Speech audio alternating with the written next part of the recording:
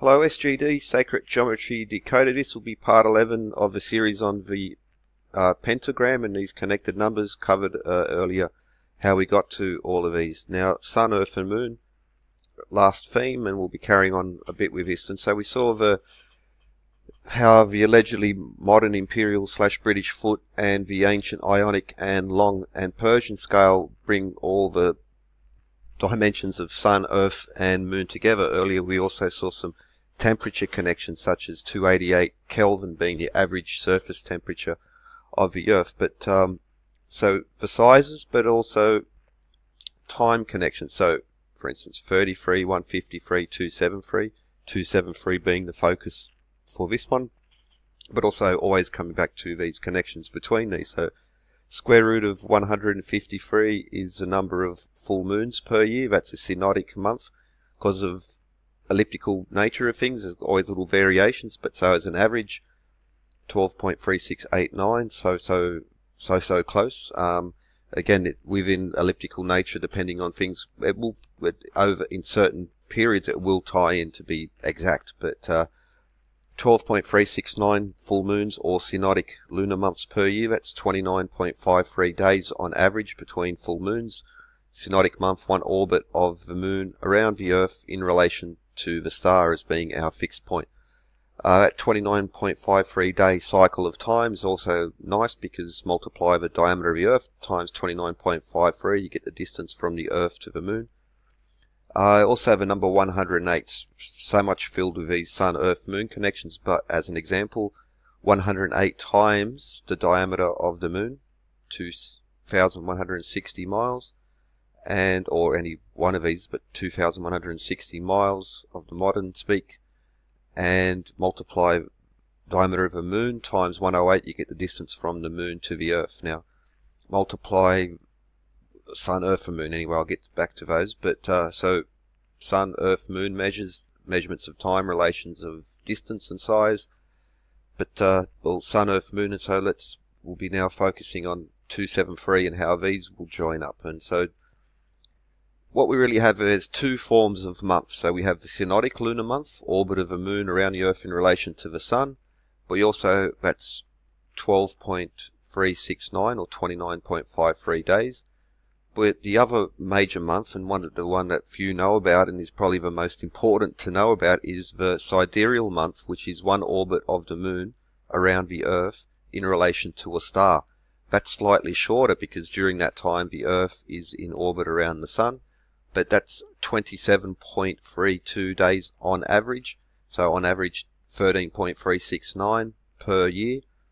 12.369 synodic months per year, is +1 -1 relationship, which is embedded in the golden number, as can be best defined by the pentagram as well. But 27.32 days, that's 14 minutes from 27.33, and back on the other, so half an hour from 27.3 days. And again, elliptical orbits, this is an average 27.321, so you can use it. It does flow in and out. It's not a straight direct line between these. These are on averages, and so it does encompass these other numbers in a perfect way. But it's just like the Fibonacci wave. The way nature tends to work is a little bit elastic. That's why elliptical orbits, these things are the normal. Even where it's the Fibonacci spiral in sunflowers, nature doesn't work in this as it does on paper, and so you need to incorporate averages and consider the movement either way. But staying on that, so 273. So one sidereal month, orbit of the moon around the Earth in relation to a star, that's 27.3 days. Now the average, during that time, the Earth will go through 26.99 degrees of a solar arc, or let's call it 27 degrees of its 360 degree journey around the sun per year. But that's nice because that 27 or 26.99 average, but 27 degrees, well, that's 153 all triangles add up to 180 degrees, so 27 minus 180 is 153. So we've got a nice little link going on there as well. But earlier talked about temperature scales and how all these numbers are really curiously set at certain connections that will join with, well, the pentagram especially, in these harmonies. For instance, absolute zero, everything freezes, minus 273.15 degrees Celsius. 273.15 Kelvin is zero, where water freezes at sea level. But what's nice about that is, as I mentioned previous episode, was that the temperature surface of the sun is 273 times hotter than the surface equatorial temperature of the Earth. Now that's worth going on, because the internal temperature of the sun at 1.5 million degrees C approximate, well, 1.5 million, 11648, that's 273 degrees Fahrenheit. So temperature internal, external, 273. 2.73 Kelvin being the cosmic temperature in space, but also in surface gravity, comparing the Earth and the Sun. And a lot more to come, so this will be the shortest of these episodes, but a lot more to come on its Sun, Earth, Moon and stars. But the surface gravity of the Sun is 274 meters squared per second as the best available average as well, because it's getting the exact measurements, because all the Sun's a big gaseous body, and so even measuring the diameter or the circumference, you need, unlike the Earth and the Moon, which still have these variables going on, and so often the numbers quoted that people use as exact are not exact, because it's a matter of when, because of bulging and even the temperatures are an average, not just like one, no one ran a tape measure, they used a series of averages to come to these measures. But the surface gravity of the Sun is, well, within, would that be, well above 95%, depending, now what's the margin of error in these measurements? Well, still notable mention, the surface gravity of the Sun, 273 to 1 in comparison to the Earth, 273 to 1 temperature and surface gravity there as well. Now it's also, again, best available information averages, but so the Sun is a big fusion reactor. We could see that because of the eclipse and spectral photography, or the light emitted from there. You run it through a prism, you can break up and get the elemental composition. That's how they do it. It works. It does work. Now, best estimate available is that approximately the Sun is at currently 74% hydrogen, and the rest is heavier elements. The fusion reaction is fusing hydrogen together to make heavier elements such as helium. Sorry for the typo there. It's hydrogen, not hydrogen. But even hydrogen is also the symbol for hydrogen is the symbol for the Sun. But again, very close to 27.3% of hydrogen, helium or heavier, but composing the elemental composition of the Sun. Again, just worth noting, that's just like with surface gravity. This is on best available measures, incorporating the acceptable margins of error.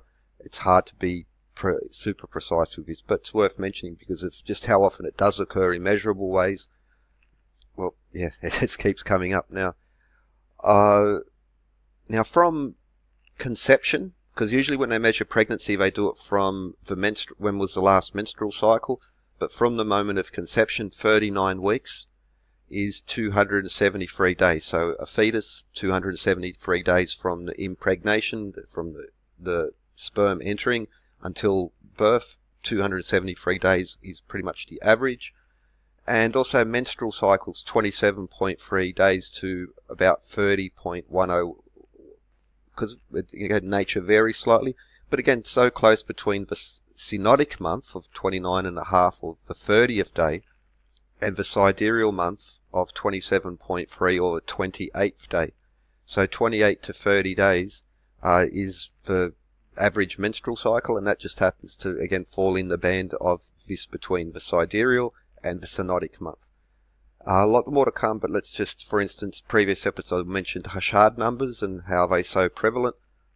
except for 273 and 33. However, 153 is a Hashad number, Niven number. However, 33, 273 and 153 are all palindromes in binary, same backwards as forwards. And we begin with, they almost like grow, and so the 273 is a palindrome in so many other base number formats.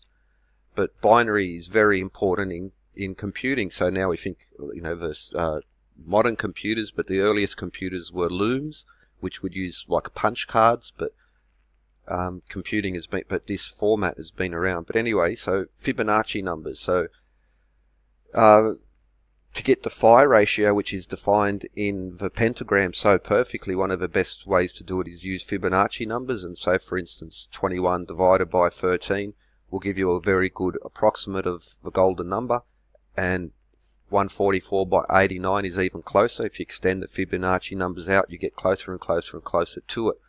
However, that's a one-dimensional relationship, and so when you draw a Fibonacci spiral, you create a series of rectangles, and so the area of that rectangle, 31 times 21 is 273, and that is in a phi relationship to the next rectangle, which would be 34 times 21, etc. So in 2 dimensions, 273 and the Fibonacci ratio emerges, but also 13 times 21, neighboring Fibonacci numbers.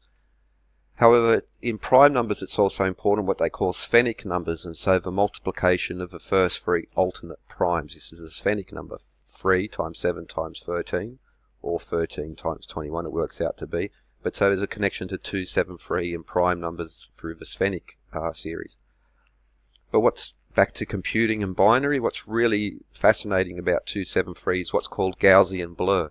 Now, blurring an image is quite difficult because you're trying to create some sort of order, a chaotic order, if you follow my... now, there are a few different ways to blur and de-blur images. It's not as simple, because if you just blur an image randomly, it's just going to make a grey soup.